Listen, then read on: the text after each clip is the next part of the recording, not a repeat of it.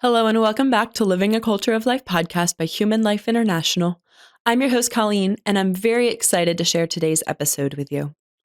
If you've been following the pro-life movement for a while, you've probably heard about the Hyde Amendment at some point.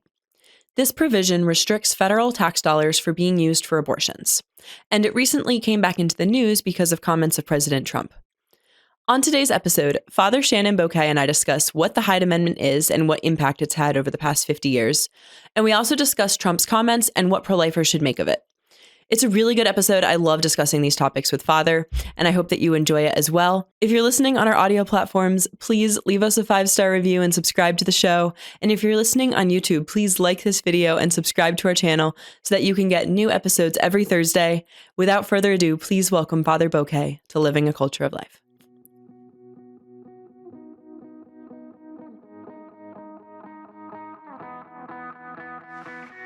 Welcome back to the podcast, Father. Well, Colleen, great to be with you again. And, just to kind of start off by just really acknowledging the beauty of our podcast. Over the Christmas and New Year wonderful celebrations and holidays, I received several cards, and quite surprisingly by many of our donors talking about the podcast. And very grateful for what we're trying to do here, and just to bring discussions to bear and to talk them through and to offer thought and consideration and direction. So people really expressed gratitude. So it's great to be back with you again. And even when I'm not with you, I know you're doing great work too with all of our guests. So just to, again, affirm the beauty of this podcast. And hopefully this year that's now with us will be a great year filled with many opportunities to further the teachings of the church. Well, thank you so much, Father. I love receiving feedback like that. It's always nice to know that people I enjoy having conversations, so I'm glad that people enjoy listening to them and learning as well. And before we toss to our topic for today, just you might be surprised that several of the cards came from, and I say this respectfully, from our older donors and supporters, and you can tell from just the penmanship and so forth. And but just you never know who is listening. So when we think that it's more the younger generations that are into the technology and using, but the technology is just a tool, and many people do use it, and it is always great to see when cross sections of generations of people are coming, to a tool to be nurtured. So it's let's keep up the good work. Oh, thank you very much, Father. Well, today's topic is very timely. I wanted to talk about the Hyde Amendment. It's been in the news lately because of comments that Trump made, and I also realized this is the 50-year anniversary of Hyde, so it's just a doubly timely episode to have. So could we begin by just talking about what the Hyde Amendment is? I grew up in the pro-life movement. I heard about Hyde a lot, but I never really knew any of the details of it until I was looking into this last night. So could you just begin by giving that a little overview to our audience? I came in with some notes just to make sure that we have a clarity of understanding what is the Hyde Amendment. First thing is to realize it was a bipartisan and remains a bipartisan support, by and far by the Congress. To recognize it's not a law, though this is something we're going to talk about, but it involves appropriation. So it involves, how the Congress appropriates funding. And here, this could be whether it be in healthcare, whether it be in other aspects of how the government appropriates funding. So that's the first thing to understand. Many people think that, it's a law. It's not a law. We would love to see the Hyde Amendment and the very teaching of that Hyde Amendment, which is this, that, it prohibits the federal funding of abortion.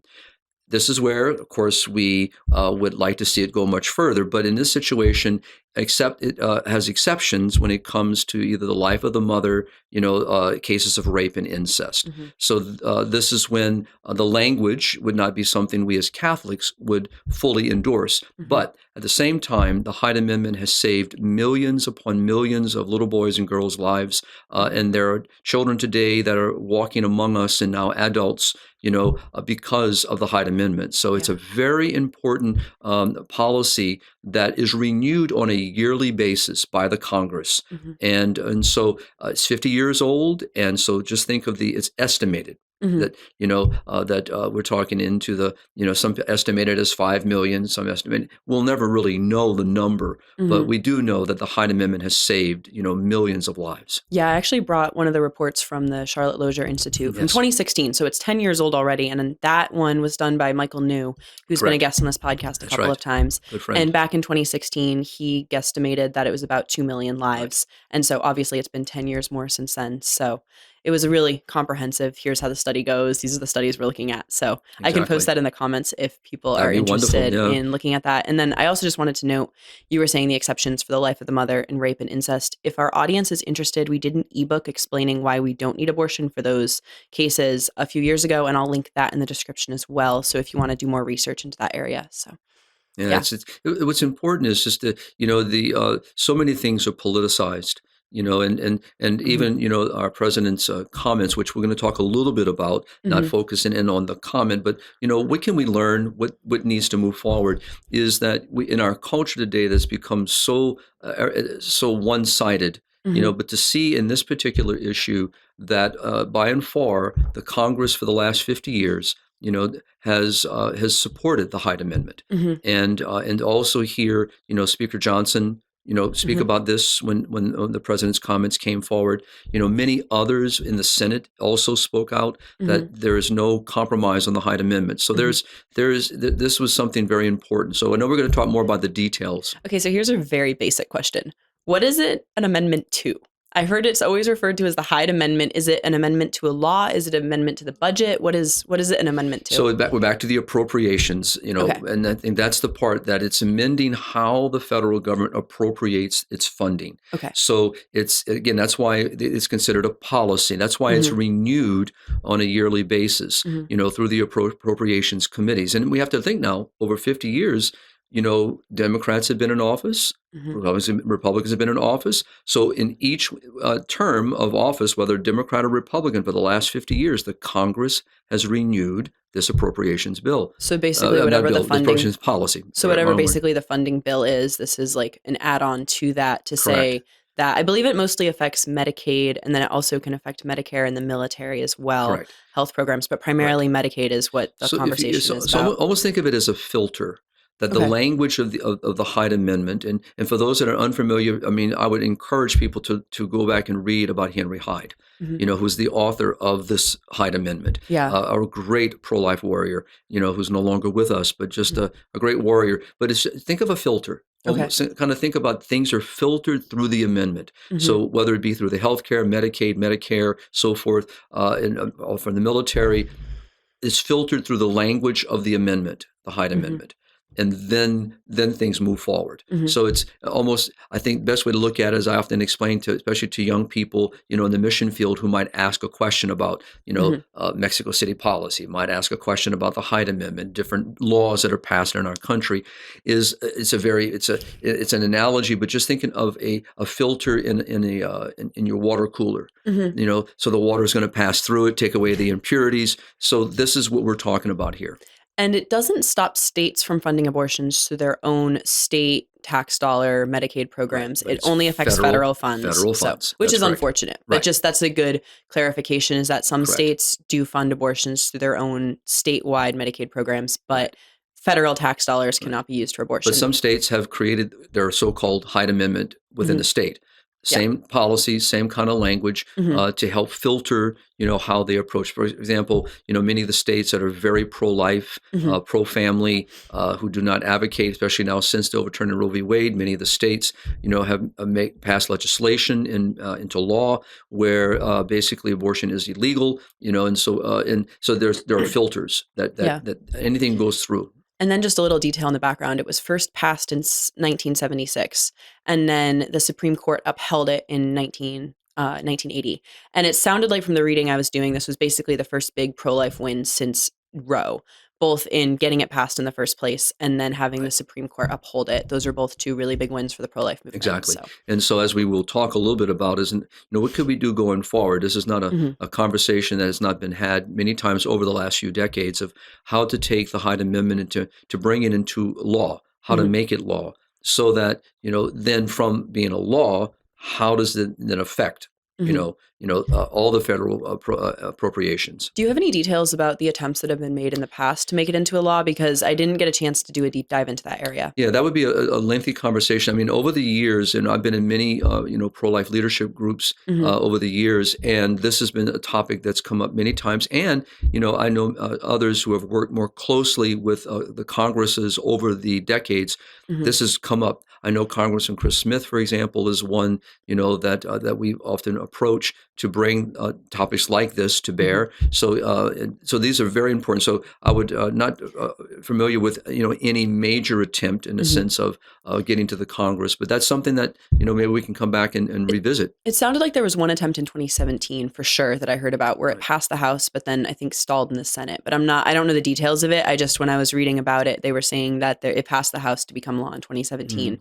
but it never ended up coming to fruition. So, Right, yeah. right. Yeah. So let's just keep praying. That Yeah. we don't want to lose our fervor and our Mhm. zeal to do everything we can to protect human life. Mhm. And this is one policy that has had saved millions of lives. So let's continue to advocate for it. So we talked about the millions of lives. Do you have any more details about the effect that the Hyde Amendment has had on our nation in both saving in lives or just in how we institute policies?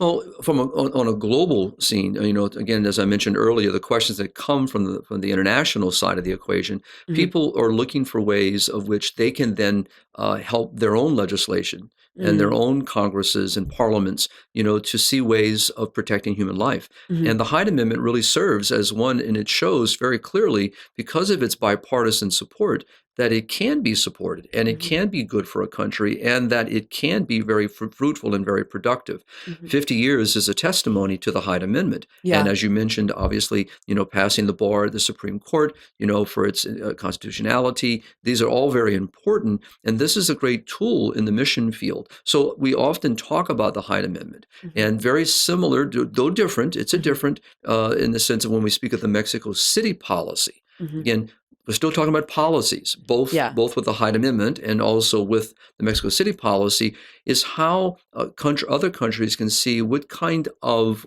ways of approachment can muster the Mhm. storm, if you will, muster through their own parliaments and Congress that might be divided on such issues. And just for the clarity of our audience, the Hyde Amendment affects the use of taxpayer dollars for funding of abortions within the United States. It Correct. forbids that. The Mexico City policy deals with the funding of abortions globally Correct. outside of the US, That's right? correct. Okay. That's correct. So, and that's renewed Mhm. by each president. That one, yeah, seems to Or flip-flop depending on who's in correct. office versus the Hyde has Right. stayed in This one place the is whole not time.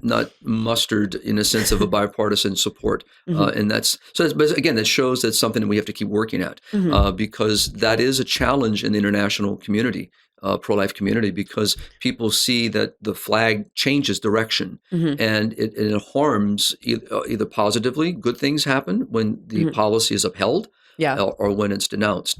And so, as we saw under the Biden administration, Obama administration, really Mhm. most of the Democrat presidencies that we've seen over the last 50 years, Mhm. has been problematic in this regard. Which I actually find really interesting because I was looking up how public support for the Hyde Amendment, and the Knights of Columbus Marist poll from 2023, which was the most recent one I could find, Hmm. was saying that 60% of residents in America, I believe, I'm not sure if they did voters or if it was just people living here, what their qualifications were of who they Right. polled, but 60% opposed taxpayer funding for abortion within the US, Right. and 78% oppose. Sorry, I don't know if I said that correctly. 60% of residents oppose the use of taxpayer funding for abortion domestically. Correct. And then 78% oppose the use of taxpayer dollars for Right. funding abroad. And I thought that was very fascinating that the Mexico City policy is what deals with abroad, and the opposition to funding of abortions abroad is a much higher number than domestically, but yet the Mexico City policy is the one that flip-flops, and the Hyde Amendment has stayed true for 50 years. Yeah, it's. I think one thing that's challenging that we've seen in various polls is the how does the appropriations of various funding of the federal government into its agencies, how does it affect me personally? Mhm. And so whether that be through insurance coverages, healthcare coverage, so these things affect people in the states Mhm. differently than it would be in the sense of how people might view how we spend our taxpayer money abroad. Yeah. So that would be a worthy, really, of if a person's out there wanting to do a doctoral dissertation, this could be a perfect subject for them to do a study on and to work on, especially in sociology and then in the various ways that people approach. But no, it is interesting. But I will say internationally, people do talk about it. So even to show that though the Hyde Amendment affects us domestically, it does get brought up in the mission field. Yeah. And because people who are in the pro-life and family movement are very aware of what the United States does. Yeah. And so I know we're going to come back to the topic later on in a different podcast, and because I'll be writing about the topic, is what the recent decision of the Trump administration to defund certain NGOs and different foundations, if you want to say foundations, but funding of the United Nations. And so this is, it's almost, I think it's 60. So people are now asking questions internationally. Yeah. How does that affect us? What groups are we talking about? So I know we'll come back to that, but that's an example. On that point, I thought it was so interesting. I had a conversation with Luis Martinez, who is our diplomat, head of our diplomatic missions. Right.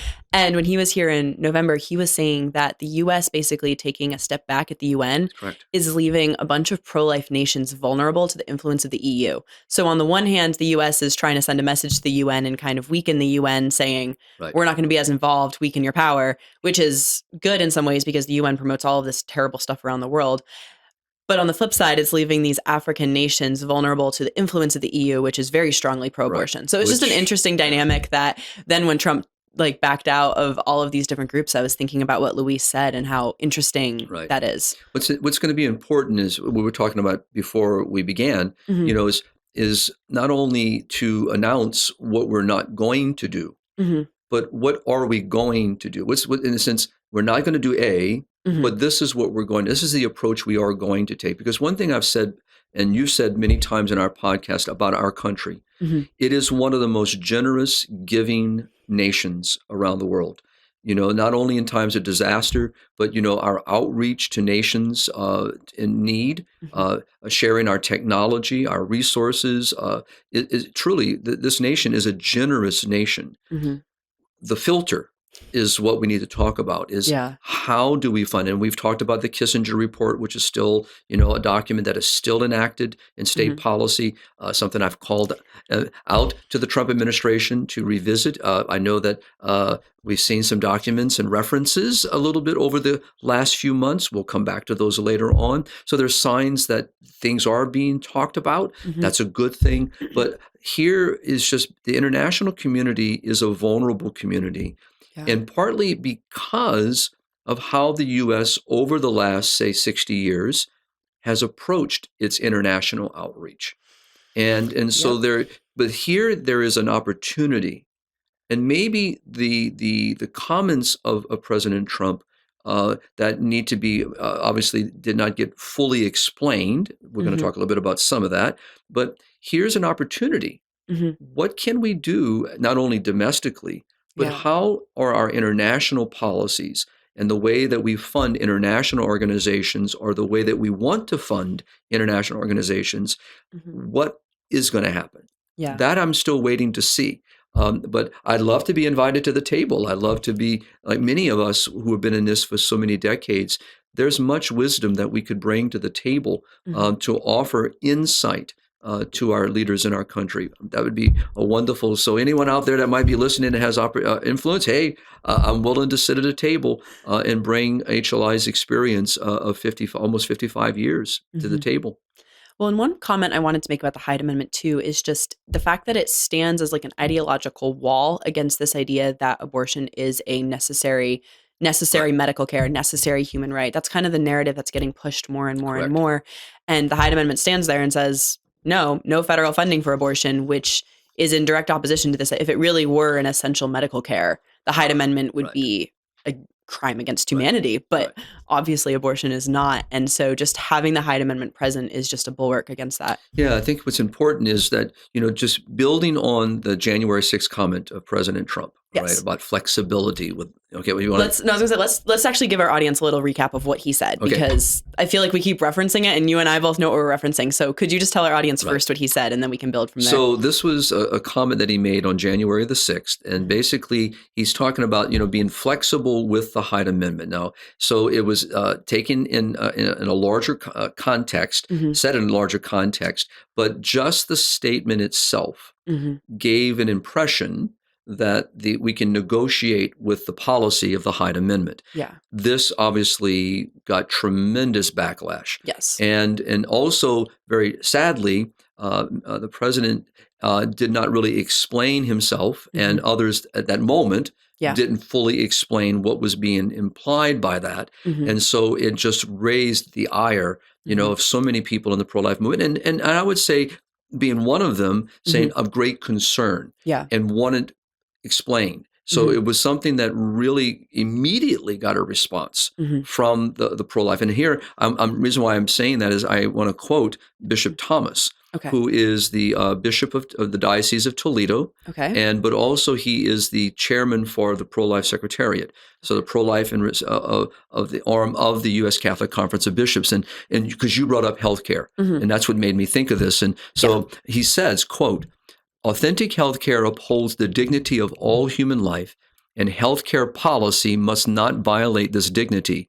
So he says, in upholding the core principle, the U.S. bishops have long opposed any proposals to expand taxpayer. This is why the Hyde Amendment prevents taxpayer funding to be used on the federal level for supporting abortion. And so, and the bishops are saying, we will continue to oppose this, right? Including if necessary in the debates in Congress on healthcare affordability plans. So immediately what Bishop Thomas did is, one, if there's any conversation about limiting or diminishing the impact of the Hyde Amendment, we are opposed to that. The Hyde Amendment has been very, very good. We'd like to see it get stronger, of course, but he's also saying that abortion is not health care, and that we need to protect insurance companies, healthcare institutions from the federal position of imposing abortion through healthcare coverage. So they're saying no. Well, what's also very interesting is that weakening Hyde would actually go against Trump's stance on abortion that he gave during the whole campaign, which was that, like, his stance, which people were frustrated by, rightfully so, but his stance was this is a state issue, that it should be divided among the states after Dobbs, not a federal issue anymore. It's a state issue. Okay.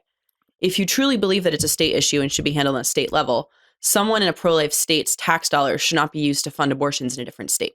If you truly believe it's a state issue, the Hyde Amendment is essential to making sure that it remains a state issue and doesn't become a federal issue. So I think it's just very interesting that this is the stance that Trump has had on abortion. Okay, if you accept that, the Hyde Amendment is essential to stay in place because there's no reason that someone in a pro-life state should pay for abortions in a state that allows abortion. And what heightened all this, of course, was the Affordable Care Act and the subsidies. This is what was going on in the Congress, and people who are aware of all this know that this is kind of the where this comment was made. Yes. And so the president was really addressing how are we going to deal with the subsidies and healthcare and insurance coverages and so forth. So IRS, this is something we have to be important. You brought up a very important comment about the IRS, and I'd like you to come back to that. I will, because we were talking about before we started our podcast, because I think it's very important for our listeners to understand what the president may, because he didn't explain, but others have now been adding on to this that would help people understand. Exactly. Well, and this is going back to what you and I were talking, I was expressing before the podcast, was I get a little frustrated sometimes when the conversations around stuff like this become Trump bad, Hyde good, and then there's no discussion about the broader policy. What is Trump trying to accomplish, and why is Hyde essential to accomplishing his ultimate goals? instead of just saying, no, we need to keep Hyde. Okay, what is Trump saying he wants to accomplish? Why does he perceive Hyde to be a threat to that? And then how can we as pro-lifers show that Hyde is actually essential? and still help him accomplish his goal. And if I could put it just before you continue, Colleen, is being part of pro-life coalitions, a leadership that is that crosses sections across the United States, from Catholic and Christian groups and Jewish communities and others that are involved in the pro-life coalition. Yeah. We actually signed on to a letter of a coalition. Yeah. I'm not going to go too much detail because I'm waiting for the coalition to decide if they're going to make the letter public. But we actually wrote to the president. Right. I believe the original coalition letter is public because it's available on Twitter. Correct. Or on X. So I haven't seen the publication of the president's letter in response. Okay. So we did receive a response. And again, what we are affirming, and it's very true, that we know that because of the positions of President Trump, and the policies of promoting, the pro-life agenda and the pro-life movement, and speaking at the March for Life and speaking on these issues. These are all things that are very important, and to affirm it. Even himself, at the beginning of his state in office, he signed an executive order just almost around the same time frame about the Hyde Amendment and about protecting. He reinstituted the Mexico City policy. There's many, many things that President Trump has done in his administration to advocate for dignity of human life. So these are good things. So I think people need to put that back into the context of the conversation. Then we can continue on what you were just saying. Yeah, and I wasn't trying to go against any particular pro-lifer online. Exactly. It was just, I feel like I saw a lot of tweets and snippets of that one section of the speech just being like, oh, this is so bad, Trump wants to get rid of Hyde. And then I had to do a lot of digging to try to understand the context that existed within. What was he fully saying in the speech? I don't understand subsidies in healthcare and government funding, so I don't want to misrepresent it. But my understanding is basically that within the Affordable Care Act, subsidies have expired. They're trying to figure out what to do from here. I don't understand any of that. However, my understanding of what Trump was saying is that he wants Republicans in Congress to, instead of giving the federal subsidies to insurance companies through reimbursement, he wants to give the subsidies to individual HSA accounts, the health savings accounts for Americans, and then they can use that money for appropriate things. So instead of giving more money to the insurance companies, it's empowering Americans to kind of make their own health decisions. Right. I might be misunderstanding that. That was kind of the general context that I understood this in. And it seems like he sees Hyde as a impediment to this, maybe because you don't have as much control over how people spend the HSAs, maybe because it's harder to restrict those funds. Right. I don't know why he thought that being flexible on Hyde would be like a problem with this plan, but he seemed to think it would be. So my perspective is, I love that idea. If you're going to give subsidies to people, empowering them to use that money for how they perceive is going to be best helpful for their own health. So on the surface, I'm like, I understand that, but I also see how you don't want people to then use money in an HSA to go pay for abortions. Like, that's problematic. Correct. And I thought it was really interesting. I like looking at what Catholic Vote says about this because they work closely with the Trump administration. Their president became the ambassador to the Holy See under Trump. They worked very hard to get him elected, and they seem to have a very good balance of being pro helping Trump accomplish his ultimate goals, but then being able to hold his feet to the fire when he does something like this. Right. And they had a very interesting compromise, which was having the IRS change the basically definition of medical care to exclude abortion. Correct. And the email that I was reading from them was saying that essentially sometime in the 1970s, the IRS changed its definition of medical care to include abortion. So if Trump were to direct the IRS to redefine medical care to exclude abortion, then people couldn't use the money in their HSAs to fund abortions. They couldn't use that to pay for abortions. Right. And so I thought it was a very interesting practical solution to, okay, Trump sees this issue. This is the goal he wants to accomplish. How can we accomplish that goal in such a way that we're still making sure that taxpayer dollars don't go towards abortions? And what you mentioned is very important. What the Catholic Vote has talked about is that what the IRS did was not an act of Congress. All right. Yeah. And so this is very important, that here is where the Trump administration has the ability to, again, now the problem what we're going to have, which you and I were talking about before, is, as we were saying about the Mexico City policy, or even here now with the Hyde Amendment, it survived 50 years, through bipartisan support. But the idea is that, it could change with the next administration. Very much like what President Trump did, again, by executive order, because you just made note of it at the very beginning of his presidency, is because the Biden administration defined abortion as health care. And President Trump again, said it is not health care. Mm-hmm. And this is something, of course, we've been saying and we'll always continue to say, abortion is not health care. Yeah. There's no one served by this act, all right? And so there's no well-being served by this act.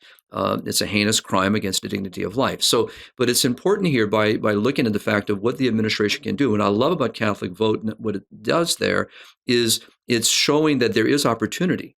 Mm-hmm. That this doesn't have to be an act of Congress. It doesn't have to be a legislative act, in other words. It can be an executive administrative decision in how it is administrating in its own ability and its power to execute its policies. This is very important here. And there are many other ways in which this can be done, as we were seeing now with the Department of Health and Services doing with regard, whether that be to vaccines, whether it be to the approach. But healthcare subsidies is a real touch point. And people, we don't have time to go into this right now with the Affordable Care Act, which is often called the Obamacare, yeah. Right. So, but those subsidies are what we're talking about. And they, and so, and how, from the bishop's point of view and from the Catholic point of view, and that is, how does this federal policy, right, affect our ability to execute our ministry and our institutions? So for example, in a diocese, a bishop is responsible for all of the employees that are employed by the diocese, whether that be in the parishes, in the schools, in the hospitals, the centers. So healthcare is very important. And that is, if the federal government is going to impose that abortion is to be covered by healthcare subsidies, you can see why the church would say no. And we've seen how the Little Sisters of the Poor have gone to the Supreme Court, 3 times, to defend its ability. We're not going to subsidize, support financially abortion. So this is why we're concerned, right? And so when you hear a comment like that, all right, and with all fairness to the president, an unexplained comment, that to me is what caused the issue. Yeah. Is that, and as we all know, myself included in podcasts, might say something thinking everyone understands what I mean. And all of a sudden you come back and you get all these comments going, well, I'm so sorry, I should have explained that. And this is, I believe, one of those moments. It's as you just explained, by reading what other people's understanding, approach, and then just listening to what people like Speaker Johnson said. Yeah. I mean, he was very clear, all right? Yeah. And others have said. So this will help. But what also it's done is it's brought the topic back to the top of the pile. Yeah. And now it is in this debate. And to hear others that there's no compromise going to be made on the Hyde Amendment. That's been very clear. Yeah. Right. That's good to by hear. Leadership. Yeah. Right. So that's important. So, but now how can we further help the Hyde Amendment to further itself, further its impact? And one of the things that we always have said, we'd love to see this move from an appropriations policy, to something that has much more longevity. And so now something that doesn't have to be passed every year, but something that remains. That's correct. In place. And I do believe that this may not be the moment, of course, but I would love to see this come to the table again. Well, and also to clarify, when I was making those comments about Trump, it's not that I think that we should be flexible on the Hyde Amendment. It's how do you keep the Hyde Amendment in place? Correct. And then also the redefining of medical care under the IRS is an extra strengthening. Exactly. And is there a way to keep the Hyde Amendment in place and still give people money to the HSAs? Because how do you, this is not for me to decide. It's for people in the government to decide. But how do you accomplish all three? Keep the Hyde Amendment in place, get many people in the HSAs if this is the goal, and then also, can we redefine medical care by the IRS to exclude abortions? And I think that's the best way to explain it. Take the word flexible out. Yeah. From our point of view. Yeah. How can the Hyde Amendment help us? And then grow that? That's the conversation that needs to occur. And so, but I loved how Bishop Thomas, very, very, very quickly responded. Wasn't the only one, within the leadership of the church, but also those within the pro-life and family movement across our nation responded very, very quickly to this. And that helps, because what it does is it says that we're still listening. We're here. So I think that's all, to me, that was a positive. Yeah. Because many people, and we've had this conversation here in our podcast, since the overturning of Roe, Mm-hmm. by the Supreme Court, that and now throwing it back to the states, as you brought up a little earlier. This battle is far, far from over. Yeah. So this is not a time for any of us to be set on our laurels, just kind of realizing everything is okay. It's not. Mm-hmm. And this is an example so that, that just the mentioning the possibility of maybe diminishing the impact of the Hyde Amendment just immediately got it. And to me, I found that to be wonderful to hear, Mm-hmm. because it means we are attentive. We Wonderful are to hear the backlash against it. right, Yeah. in the sense of that the pro-life and family community is very acute. They're Mm-hmm. very sensitive, very alert, and that's an important thing. Why? Mm-hmm. Because we all know that there are those on the other side of the aisle who would love to see, Mm-hmm. this appropriations policy gone. They'd like to see other things gone. They love to see where abortion, quote unquote, is finally indoctrinated as health care and Yeah. so forth and so on. So it's an important, to me, it was a great moment for the community of the pro-life movement to rise again and say, we are still fighting this good fight. And we're wanting, to do things that will advance this cause. So to me, what I heard after the fact, Colleen, was putting aside the president's comments were very much like Catholic Vote and others saying, okay, what do we need to be doing? Mm-hmm. So it's kind of a wake-up call. Yeah. Not to take things for granted. Well, and I think that's kind of, if people have taken, I think, Hyde for granted a little bit. And so just having this comment is like, oh, wait, no, we have to actually defend this, educate people on why it matters and all of that. So in some ways, that was a good... It's a little concerning when the president says you have to be flexible on something important. Be creative, but, as you said, by quoting others' insights.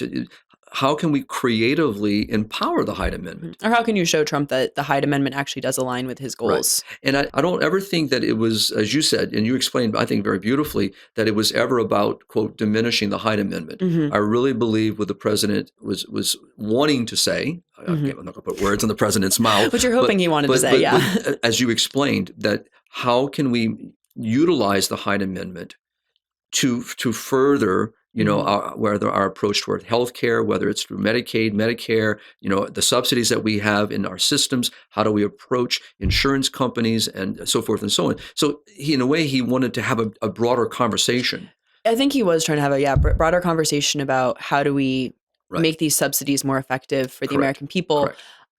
I still think that he probably sees Hyde as a potential impediment to trying to get that passed in Congress.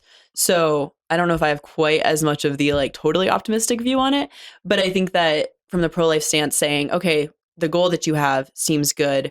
Here's why Hyde actually matters to that. And here's how we can help reaffirm that taxpayer dollars aren't going towards abortions. Well, the good thing is just holding that executive order in front, because that is still obviously being followed. Yeah. So those are very, very important to keep there. Here's I don't know, kind of depressing question. Obviously, the Hyde Amendment being in place is important and we want it to continue that way. And that's the goal and that's what we're going to fight for. Do you think that it's practical in today's political climate? Up until about 10 years ago, I think it was a very much bipartisan, Republicans and Democrats together supported it. And then I believe Hillary Clinton was the first presidential candidate for the Democrats who had part of her position being that they want to get rid of Hyde. I don't know that for certain, but that seemed to be what I was picking up when I was doing some research last night. And obviously now 10 years later, it is still in place, which is good. It does seem to be a little bit more in question than maybe it was 10 years ago. Do you think it's something that practically can and will continue in the future? Or do you think that as pro-lifers, we need to kind of see the writing on the wall, keep fighting for it, but also be looking for ways to accomplish this in other ways? Well, I'm actually going to be writing on this topic over the next maybe month, because I'm just giving it some thought, because I've seen several leaders within the movement talking about the very fact that that what used to be, in a sense, on the Republican Party and platform, very much upholding, the dignity of human life, protecting human life. But we've seen where that has been weakening. And so there is concern that, that as a segment of that particular party that has really upheld that, for the last few decades, or for several decades, it could be, diminishing its support. This could lead to where it's no longer a bipartisan support, or or one side beginning to lessen its support, allowing the other side to grow its position. This is something, again, I'm just reading just different people's comments. I'm still processing it in my own mind. I do believe very strongly that we can't depend on a political party, obviously, to promote what we believe and hold about the dignity of life and the beauty and the sacredness of human life. We really have to awaken hearts and minds of our nation, to this great good, to this moral vision. So it's not really going to be resolved or settled by a certain party or by a person that holds the office of the highest office of the land. It is something that we as the American people in general. So this is the challenge. That's why it's gospel. It's really evangelization, it's formation, catechesis, and all. Obviously, we want, and we do want the state, to recognize these rights and duties and obligations of the state to protect human life. Absolutely. And so, but again, where do our politicians come from? They come from our homes. And the reason why I bring this up, because why I'm processing it, is because what I've seen, with the Heritage Foundation of recently just announced how they want to talk about the family, low birth rates, what they even call low family life, which I like that language too, because we're seeing the diminishment of the role of the family.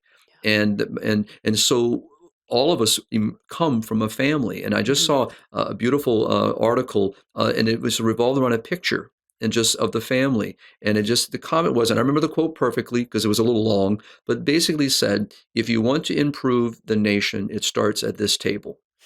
So true. Basically. Yeah. And it's so true. And this is something why, again, we have to be engaged on all levels.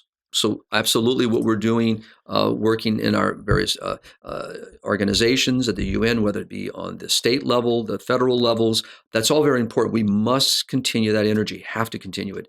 But we also, as leaders, need to start thinking on that base level, on that, because everything begins there, within that family structure, and those values, those core values that are then migrated up, into the lives of our young people and eventual adults and future leaders. Yeah. So I am concerned. I have to. I'll be honest with you. I'm not a pessimist at any by means, but I'm just saying it does raise concern when we see a lack of support. Yeah.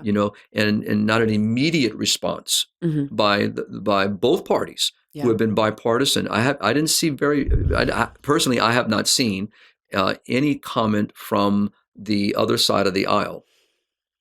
All I saw was commentary from the Republican side of the aisle. I didn't see anything from our brothers and sisters on the opposite side. That say they didn't have them, I just never saw them. So that concerns me. Because this is a bipartisan support. Yeah. Where was the other side's comment? And so I did see the comments in support of diminishing, all right, being flexible. I did see those. But so I do believe, so I did, and I'm not mentioning the people of the article right now because I think they're still thinking through, because it's just comments. I saw something from Susan B. Anthony. I saw something even from Catholic Vote. I saw it, again, mentioned the Heritage Foundation. Talking about the support for Hyde? Or? No, talking about, the concern that if we're placing all of our eggs in a single basket, thinking that this party is just going to keep holding the line, we're setting ourselves up for a possible disappointment. Unfortunately, I think pro-lifers need to realize that they're a diminishing minority in the broader Republican coalition, and that doesn't mean that you're not important, but you can't just expect your group to carry the day all the time. You have to learn how to work with people, negotiate to figure out the best ways to advance your policies. And being stuck in the past where that's just obvious, if you're a Republican, you support pro-life and pro-family policies, just isn't true anymore. And so how do we react to this changing situation and effectively advance your cause? And how do we advance what we as a church uphold, which is that moral vision? How do we advance that evidence-based? That it is in the best interest of the state. It is in the best interest of humanity, to safeguard the dignity and sacredness of human life. We all benefit from that principle. We all benefit. And when we advance that perspective, we all benefit, because now it will affect policy. It affects federal appropriations. It affects everything. But what we're seeing, which again raises my concern, is the the other part of the culture of death, remember, is, as we all know in this movement, doesn't just rest upon the issue of abortion. The culture of death affects the mindset of how people approach human life. Yeah. And begin to treat human life as something that it can be used, discarded. It devalues human life, period. So we're seeing this now with the euthanasia movement, which is not new to us, all right? But now we're seeing states begin to pass legislation, legalizing assisted suicide. We're seeing this on a global scale. This is a grave concern that just builds upon what Father Marx, our founder, always said. Everything starts from this mindset of devaluing human life. So the whole mindset revolves around if one life can be devalued, then every life is devalued, and it becomes an arbitrary decision. That's why to when we hear something like President Trump mentioned this so-called word flexibility, immediately there's a response, and it should be, because this has the moment you let anything become diminished in your protection of human life, then we are all affected by that. Yeah. So this is something why it had the response it did, right? And now we need to sit back and get more explanation, get some more thought on this, and listen to people who are engaged on the levels of working with the Congress, how, and also the administrative level, how do we deal with, like, IRS? How do we deal with policy? These are the things that still need to happen. But I would call all of our listeners, and I know our listeners are with us in this great work, how do we take our own conversations with our own neighbors, our own friends, within our own family? How do we assert this? How do we advocate for it? And not just when it's time to vote, but how do we do this on a daily basis? And is one thing in the Catholic Church, this is what I love about our faith, Colleen, is that no matter where you go around the world, there is the same belief is held. And so our Catholic institutions, and it doesn't mean that there are not some concerns and maybe some flaws, but the Church advocates for the sacredness of human life. And she is one of the greatest defenders of this. And all you have to do is look at her institutions and look at the people she serves. We serve the sacredness of life. We don't ask someone when they walk into our emergency room, tell me your denomination. We serve the sacredness of human life. And the Church has something to bring to the table. And she is at the table, and so we just need to continue to advocate. So I believe this is an opportunity for us to reawaken and to come back to the table and back to the conversation and not take anything for granted. Amen. Well, thank you so much for this conversation, Father. It's been good to talk about this, hopefully educate our audience a little bit on what the Hyde Amendment is, and just have a really good discussion about what's going on in the state of this particular issue right now. So. And as I'll end with this, and I'll do it one more time. If there's anyone listening that can get us at the table to sit down with some of the Trump administration to talk about these issues from our experience, happy to do it. Well, I'd love to see you be able to have these conversations with them, Father. So. Well, thank you very much, Colleen. Thank you, Father. And to all of our audience, please like and subscribe, share this episode with someone that you think would be interested in it, and keep on living the culture of life. God bless.